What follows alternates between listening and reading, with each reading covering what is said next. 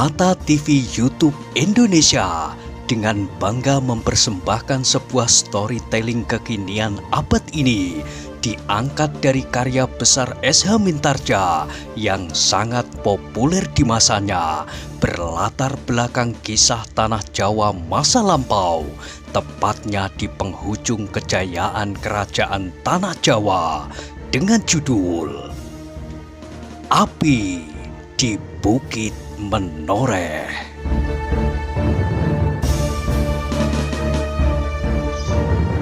Pada kesempatan yang sangat baik ini, kita masuk pada episode yang ke-140. Selamat menikmati. Pada episode sebelumnya telah diceritakan, si Danti mengerutkan keningnya. Tiba-tiba ia mempunyai penilaian yang agak berbeda terhadap Wuranto yang disangkanya sekedar anak yang terlampau bodoh. Mungkin otak anak muda itu memang tidak terlampau baik sehingga Kisah Dewa tidak meneruskan maksudnya untuk menuntun anak itu, apalagi menjadikan muridnya. Tetapi mungkin pula karena sebab-sebab lain, kali ini Wuranto berusaha untuk mencuri pusaka yang terdapat di dalam rumah Agung Sedayu. Mudah-mudahan sifat anak itu tidak terlalu baik. Dengan demikian aku akan dapat mempergunakannya untuk kepentingan yang barangkali sesuai dengan sifatnya yang tidak baik itu. Pikir si Danti sambil melangkahkan kakinya di samping Wuranto. Tiba-tiba si Danti itu bertanya, "Kalau kau membawa pedang, apakah kau berani melawan Agung Sedayu seorang melawan seorang?" Wuranto terdiam sejenak. Sekali lagi ia membuat penilaian atas pertanyaan-pertanyaan si Danti.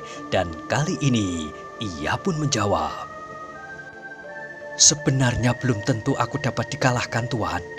Tetapi aku merasa bahwa Agung Sedayu adalah anak Kisah Dewa. Sebenarnya aku tidak hanya belajar kepada Kisah Dewa sendiri, Tuan. Aku juga belajar kepada tetangga-tetangga yang lain. Bahkan anak-anak muda di Jati Anom ini menganggap aku melampaui diri mereka. Tak ada seorang pun yang berani melawan aku berkelahi. Bagaimana dengan Untara dan Agung Sedayu?" Oh, Wuranto menelan ludahnya. Ia harus memainkan peranannya yang cukup baik. Kalau tidak, maka anak muda yang dihadapi itu agaknya cukup tajam untuk menangkap kesalahan-kesalahan yang kecil sekalipun. "Keduanya itu terkecuali, Tuan." Si Danti tersenyum. Ia mendapat kesan baru pada anak muda Jati Anom itu, dan ia tidak menyembunyikan kesannya. Katanya, "Kau anak muda yang sombong, tetapi aku tidak yakin bahwa kau dapat memenuhi 1/10 dari kata-katamu itu."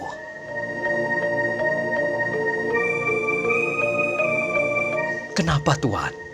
sahut Wuranto dengan tiba-tiba sehingga langkahnya terhenti.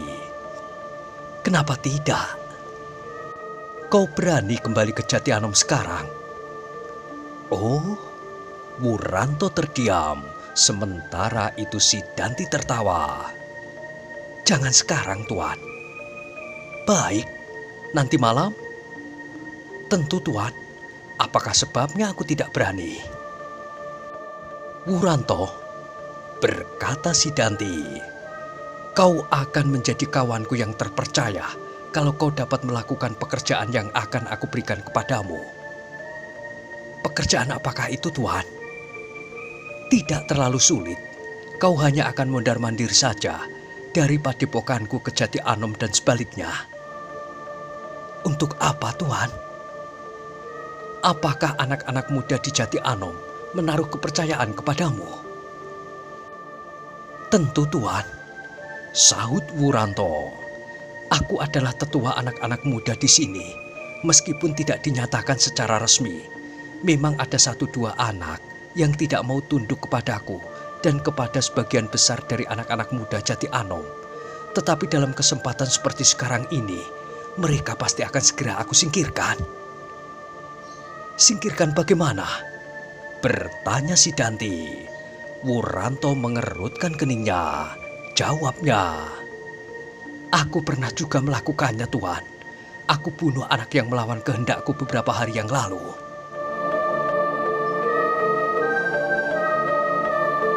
Kini si Danti tersenyum di dalam hati.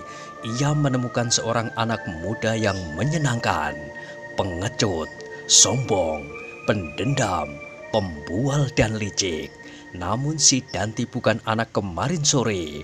Untuk segera mempercayainya, si Danti cukup berhati-hati menghadapi anak-anak muda yang baru saja dikenalnya.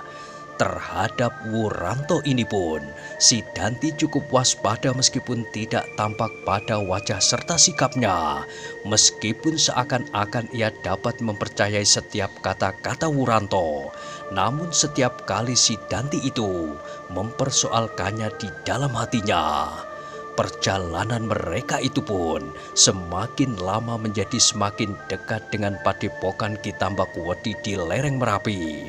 Mereka kini telah melewati Randu Lanang dan beberapa ratus langkah lagi mereka telah memasuki telatah padepokan Ki Tambakwedi.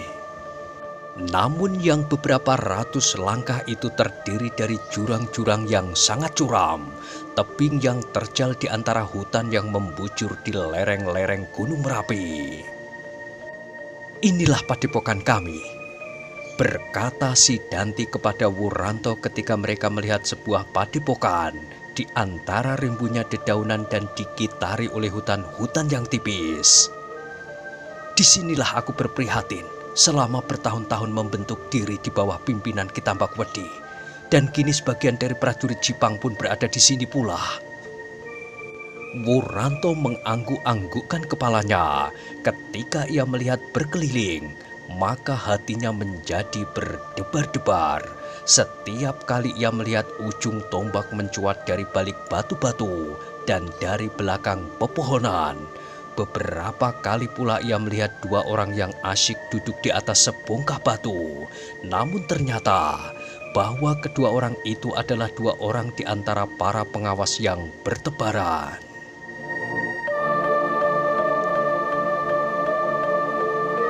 "Penjagaan di sini cukup baik," desis Wuranto di dalam hati.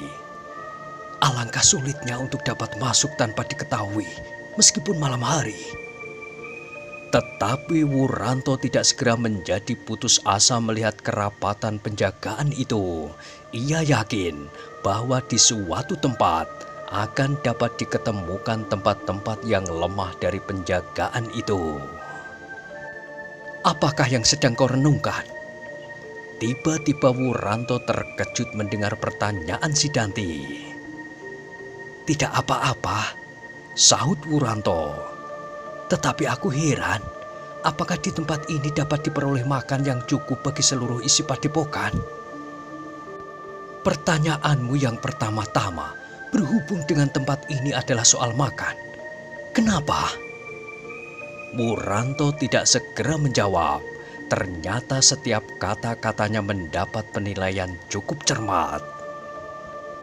"Kenapa kau tidak bertanya tentang kekuatan yang tersimpan di dalam padepokan ini?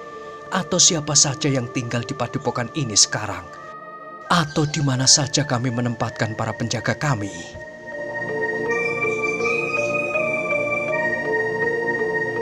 Wuranto tiba-tiba tersenyum. Katanya, "Itu tidak menarik perhatianku, Tuan. Aku adalah seorang petani. Ketika aku melihat tanah di lereng ini, aku segera menyangka bahwa di sini tidak banyak dibangun tanah-tanah persawahan. Meskipun aku melihat parit yang mengalirkan air yang cukup." "Kau salah, Wuranto," jawab si Danti. "Agak di bagian atas, kau akan melihat sawah yang bertingkat-tingkat, sebuah air terjun yang cukup besar, dan kebun-kebun salak yang luas. Nanti kau akan menyaksikan sendiri bahwa padepokan ini tidak kalah ramainya dengan Kademangan Jati Anom. Tetapi bagi kaum dagang, padepokan kami tidak menarik perhatian, tidak seperti Jati Anom yang rejo, apalagi Sangkal Putung yang merupakan persimpangan jalan bagi para pedagang keliling. Sehingga setiap kali orang-orang kami harus turun menukarkan hasil bumi kami dengan orang-orang di bawah kaki Gunung Merapi. Dengan Kademangan Jati Anom misalnya. Tetapi kalau kau bertanya tentang Pandi Besi, maka pandai besi kami jauh lebih baik dari pandai besi dimanapun. Lebih baik dan lebih banyak.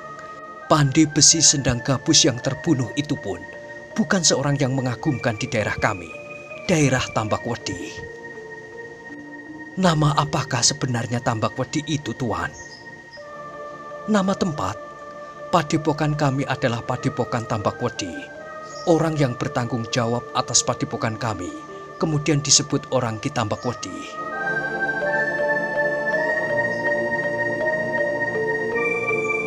Wuranto mengangguk-anggukkan kepalanya.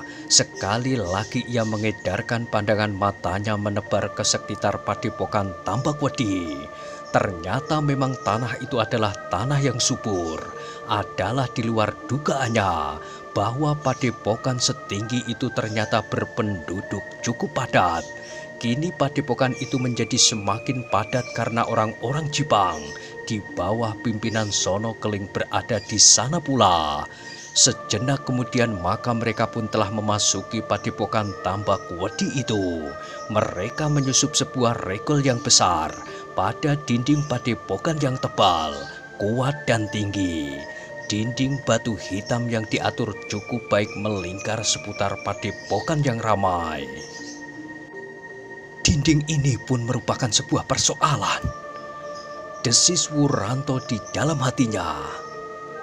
Apakah seseorang akan dapat meloncati dinding setinggi ini? Mudah-mudahan ada bagian-bagian yang setidak-tidaknya mungkin dapat dipanjat. Tetapi Wuranto kemudian tidak mendapat kesempatan lagi untuk berangan-angan. Segera ia sampai ke sebuah rumah yang cukup besar. Si Danti membawanya masuk ke dalam rumah itu, dan di dalam rumah itu ditemuinya para pemimpin yang lain-lain, Sono Keling, Alap-alap Jolotundo, dan yang lain-lainnya.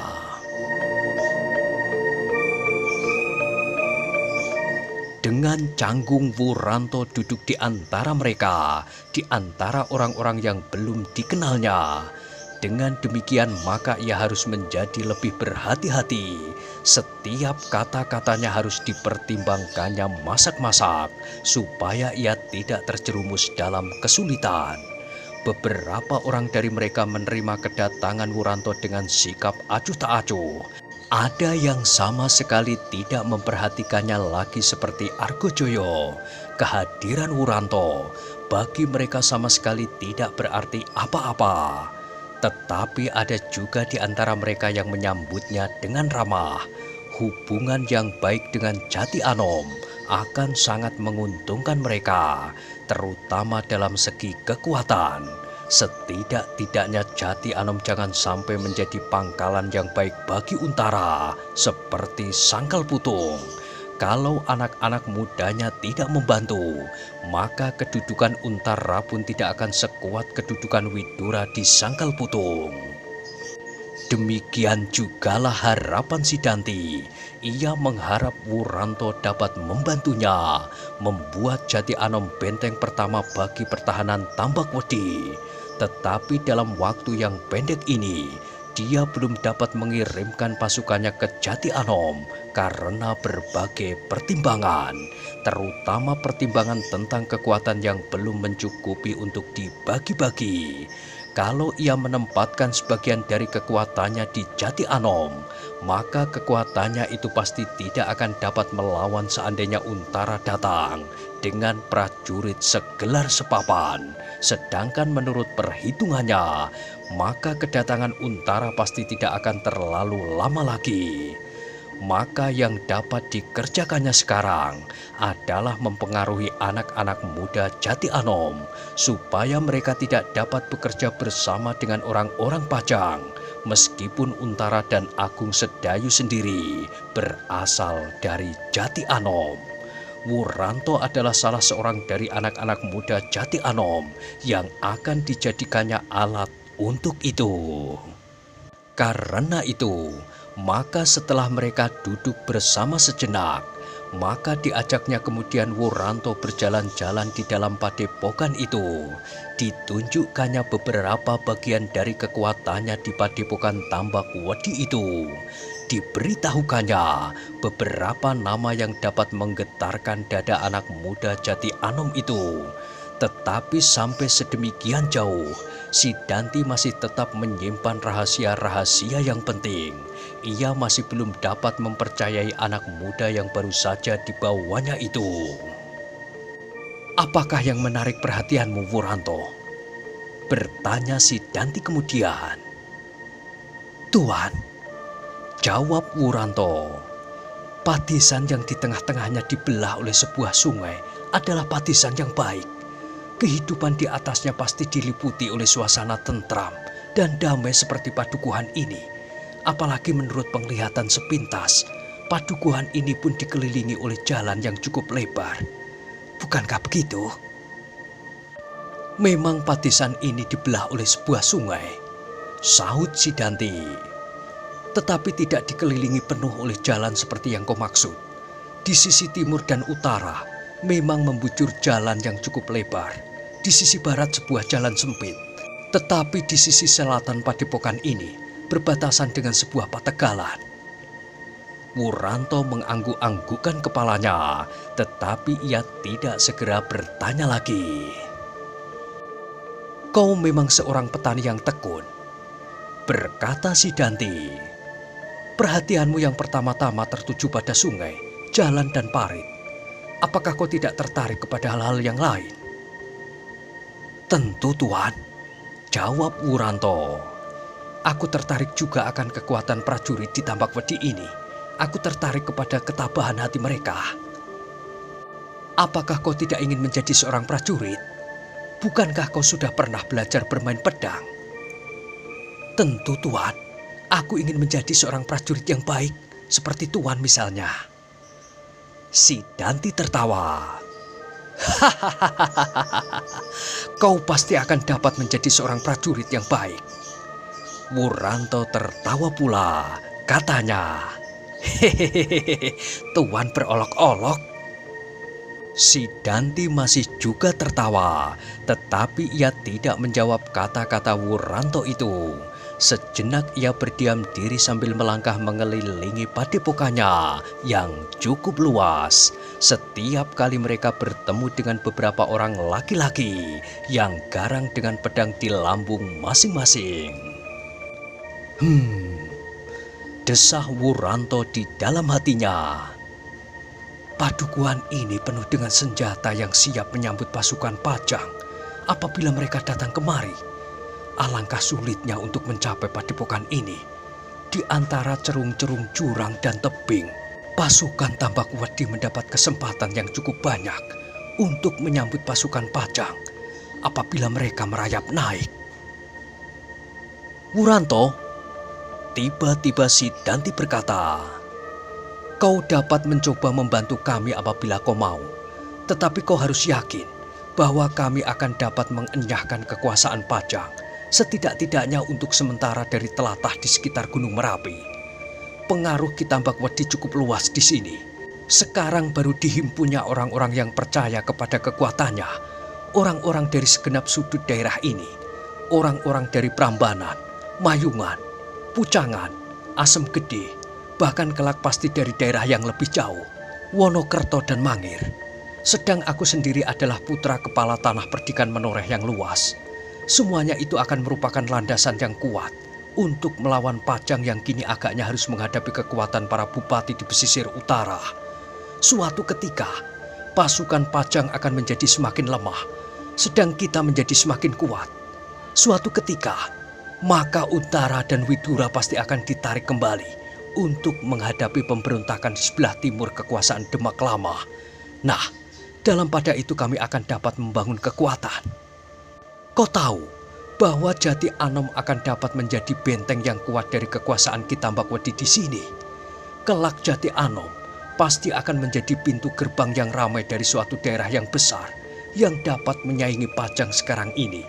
Sebentar lagi, Paman Argojoyo akan kembali ke Menoreh. Paman akan segera kembali membawa kekuatan yang lebih besar dari kekuatan Pajang di daerah ini. Sementara itu, kita akan membangun terus. Dalam pada itu, bantuan anak-anak muda Jati Anom sangat kami harapkan. Kami tidak akan melupakan jasa-jasa yang telah kalian berikan, terutama kau apabila kau mampu menghubungi anak-anak muda sebayamu. Wuranto mengangguk-anggukkan kepalanya. Ia mendengar sebuah rencana yang besar dari seorang putra kepala tanah perdikan. Ia percaya bahwa si Danti dapat mengerahkan tenaga manusia yang cukup banyak dari tanah pegunungan Menoreh. Ia percaya bahwa di tanah yang garang seperti Menoreh itu pasti telah dilahirkan laki-laki yang kuat dan garang pula, yang sesuai benar dengan tugas seorang prajurit dalam keadaan seperti si Danti dan Argojoyo kini. Dan ia dapat juga mempercayainya bahwa pengaruh Ki Tambak Wedi memang cukup luas di daerah lereng Gunung Merapi. Beberapa orang terkenal yang tersebar di beberapa daerah telah mengakuinya sebagai seorang guru dalam olah kanuragan dan kebatinan. Sejenak kemudian, mereka pun saling berdiam diri. Sekali-sekali si Danti mencoba memandang wajah anak muda Jati Anom itu. Tetapi si Danti tidak segera mendapat kesan sesuatu pada wajah itu. Namun sejenak kemudian, si Danti mendengar Wuranto itu bergumam. Bukan main. Apa yang bukan main? Tuan dan Ki Tambak Wedi, apakah kelak Tuan akan dapat menjadi sultan? Si Danti tertawa semakin keras. Katanya, tidak setiap orang dapat menjadi sultan. Tetapi siapa tahu bahwa suatu ketika aku mendapatkan tombak Kanjeng Kiai Pleret, atau sepasang keris Nogososro dan sabuk Inten, atau keris yang keramat Kiai Sengkelat. Apakah pengaruh senjata-senjata itu? Bertanya Wuranto. Senjata-senjata itu adalah senjata-senjata kebesaran. Senjata itu mempunyai pengaruh atas orang-orang yang memilikinya.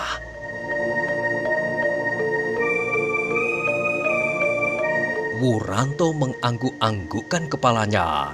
Ia memang pernah mendengar bahwa pernah terjadi perjuangan yang dahsyat untuk memperebutkan keris-keris Kiai Nogososro dan sabuk Inten.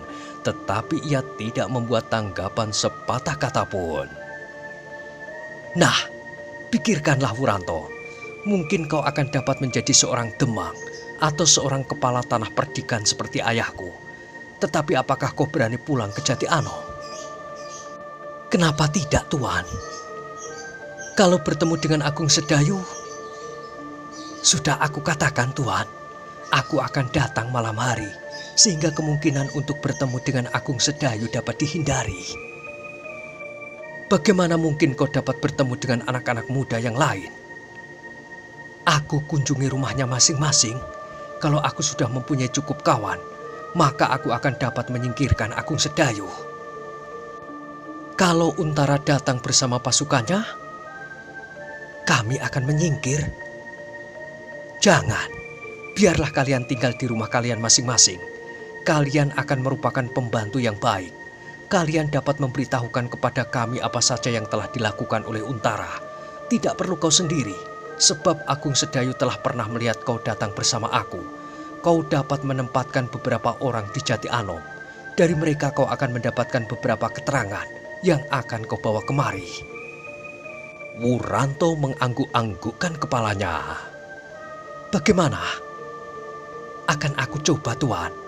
Sahut Wuranto.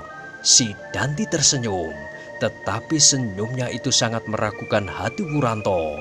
Ia tidak dapat menduga tepat arti daripada senyumnya itu.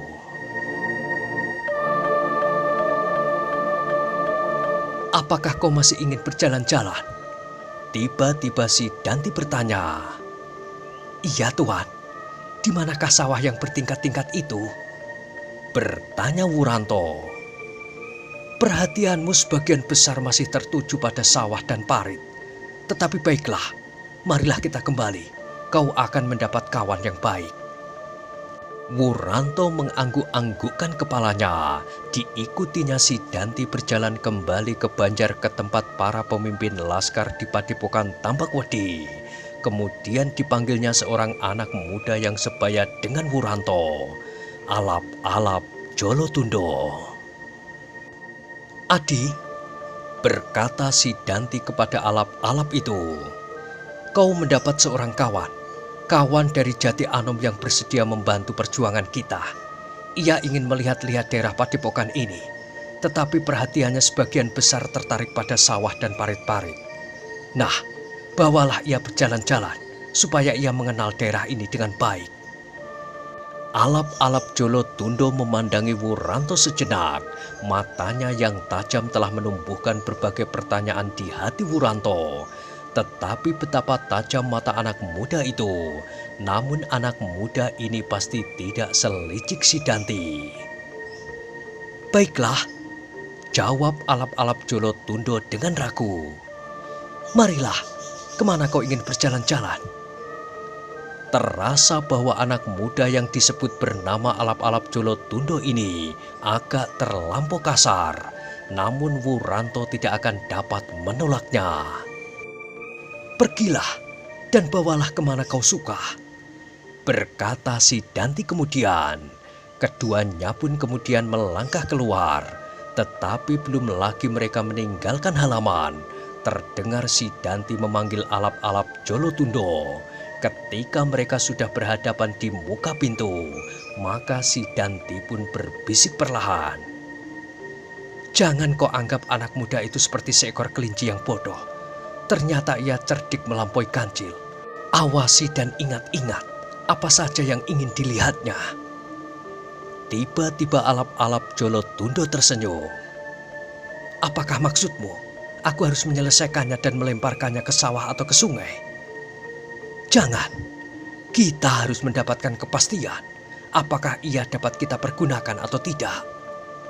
Kembali alap-alap Jolotundo tersenyum. Katanya, "Hanya itu pesanmu?" "Ya, dan tumbuhkan kekagumannya atas kekuatan kita." Alap-alap Jolotundo pun kemudian membawa Wuranto berjalan berkeliling padepokan. Seperti yang dikatakannya, Wuranto ingin melihat sawah yang bertingkat-tingkat dan parit yang membelah sawah dan padepokan mereka. Tetapi hampir seluruh padepokan dijelajahinya, namun belum juga ditemukannya apa yang dicari, jalan untuk memasuki padepokan itu. "Aku tidak boleh tergesa-gesa," katanya di dalam hati. "Kalau mereka mencurigai aku, maka selesailah tugasku. Mungkin kepalaku besok akan ditemukan oleh Agung Sedayu di muka rumahnya." Akhirnya mereka pun kembali ke tempat para pemimpin. Kembali Wuranto duduk dengan kaku di tengah-tengah orang yang belum begitu dikenalnya. Sementara itu ia mendengar si Danti berkata, "Wuranto, kau akan segera menerima tugasmu setelah kau sehari berada di antara kita. Tugas yang masih sangat ringan. Malam nanti kau harus turun kembali ke Jati Anom. Lihat apakah yang terjadi di sana. Dan coba lihat apakah Agung Sedayu masih di sana pula." Wuranto menjadi berdebar-debar mendengar perintah itu. Ia tidak dapat merabat tepat maksud si Danti. Ia melihat anak muda itu tersenyum, dan senyumnya memancarkan 1001 macam kemungkinan.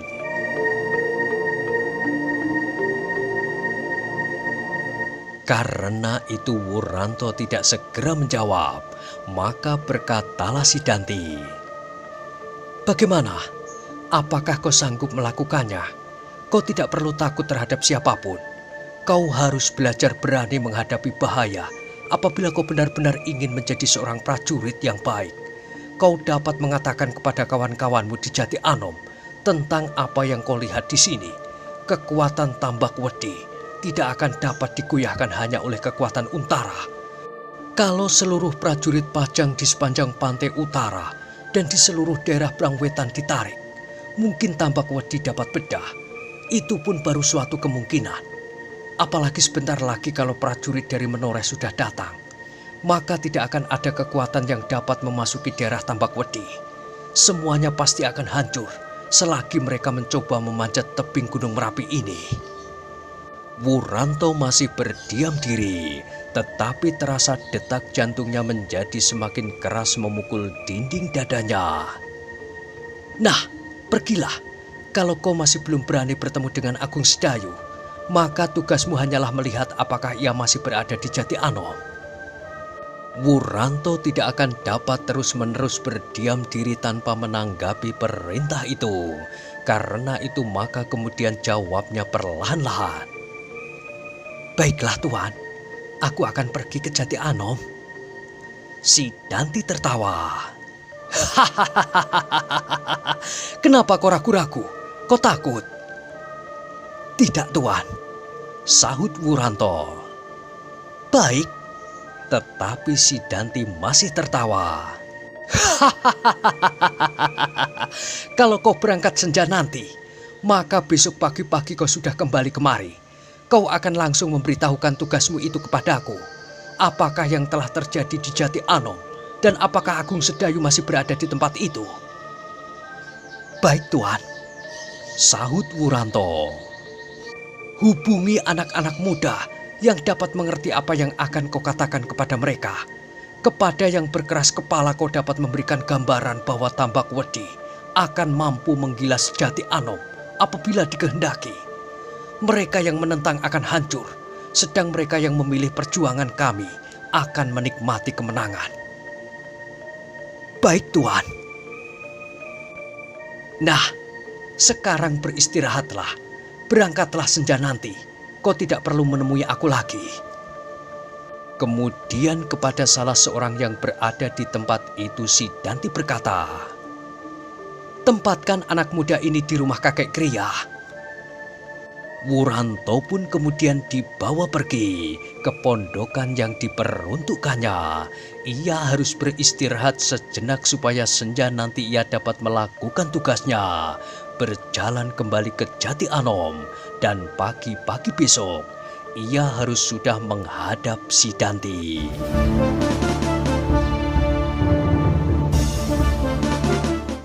Nah, bagaimanakah kisah selanjutnya?